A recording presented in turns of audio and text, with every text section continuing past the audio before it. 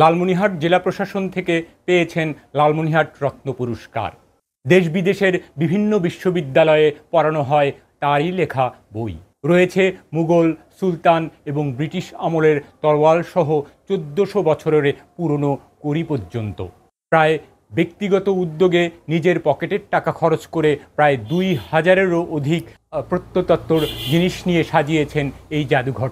রাষ্ট্রীয় সহায়তার তো পানেনি, বরং পদে পদে পেয়েছেন অনেক বাধা। প্রত্নতত্ত্বের পাগল এই মানুষটির জন্য রাষ্ট্রের কি কোনো কিছুই করার নেই? ২০০৩ সালে সম্পূর্ণ ব্যক্তিগত উদ্যোগে প্রতিষ্ঠিত এই ইতিহাস এবং ঐতিহ্য কেন্দ্রিক জাদুঘরটির জন্য ডক্টর মোহাম্মদ আশরাফুজ্জামান মণ্ডল সবুজ লালমনিরহাট রত্ন পুরস্কার খেতাব ছাড়াও প্রথম আলো গ্রামীণ ফোন সম্মাননা পুরস্কারে ভূষিত হন। এছাড়াও আন্তর্জাতিক জাদুঘর দিবস ২০১৩ সালে ঢাকার মুক্তিযুদ্ধ জাদুঘরে তুলে ধরা হয় এই জাদুঘরটির পরিচয়। বহু দেশ বিদেশি প্রত্নতত্ত্ব এবং ঐতিহাসিক গবেষকগণ তাদের গবেষণার রসদ সংগ্রহ করেন এই জাদুঘর থেকে। পারিবারিক ঐতিহ্য রক্ষা এবং ইতিহাস ঐতিহ্যের প্রতি বিশেষ আগ্রহের কারণেই আমি ২০০৩ সালে লালমনিরহাট জেলা জাদুঘর নামে এ প্রতিষ্ঠানটি দাঁড় করাই।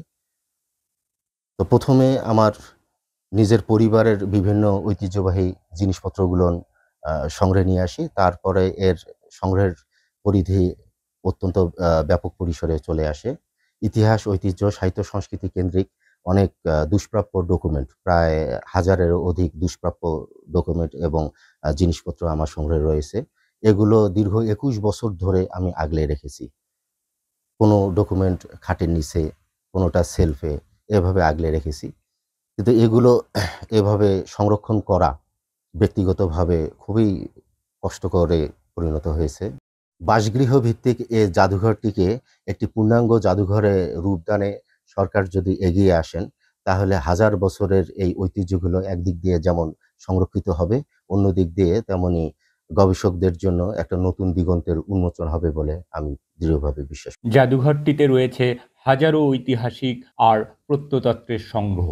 রয়েছে ১৪০০ বছরের পুরনো মুদ্রা হিসাবে ব্যবহৃত কড়ি, সুলতান, মুঘল এবং ব্রিটিশ আমলের তরোয়ারি, শেরশাহ, বাদশাহ শাহ আলম, বাদশাহ শাহজাহানের তৎকালীন মুদ্রাসহ বহু পুরনো মুদ্রা, পাথরের তৈরি গৃহব্যবহার্য দ্রব্য, ট্রানজিস্টার, কলের গান।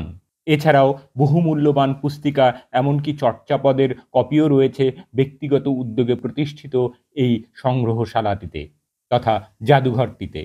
এক কথায় দিন ধরেও শেষ করা যাবে না এই সংগ্রহশালা। ২০০৩ সালে প্রতিষ্ঠিত এই জাদুঘরটির প্রতি নেই কোনো রাষ্ট্রীয় সহায়তা।